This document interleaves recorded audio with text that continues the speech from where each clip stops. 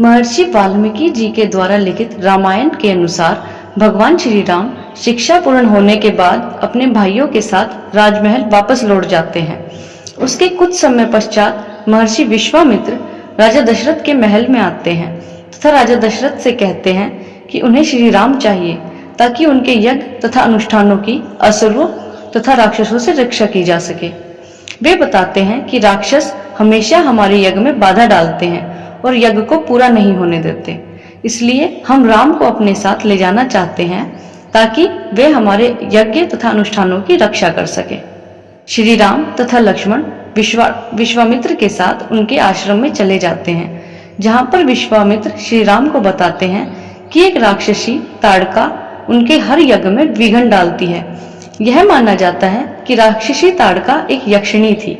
महापुराण में वर्णित है कि यक्षिणियां स्वयं मां दुर्गा की शक्ति का अंश होती हैं, इसलिए वे बहुत शक्तिशाली होती हैं। श्री राम और लक्ष्मण विश्वामित्र के साथ राक्षसी ताड़का के निवास स्थान पर जाते हैं और उसको ललकारते हैं। ललकार सुनकर राक्षसी ताड़का बाहर निकलती है और हमला करने लगती है।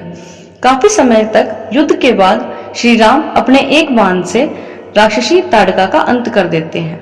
उसके बाद विश्वामित्र श्री राम और लक्ष्मण को अपने आश्रम में ठहरने का आग्रह करते हैं।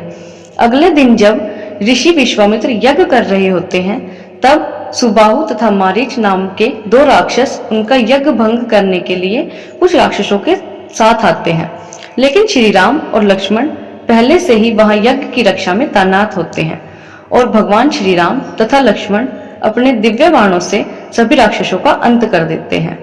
ताड़कावध के बाद जब महर्षि विश्वामित्र श्री राम और लक्ष्मण के साथ जनकपुरी की तरफ रवाना होते हैं, तब वह ऋषि गौतम के आश्रम से होकर गुजरते हैं, जहां पर वह श्री राम को अहिल्या की कहानी बताते हैं।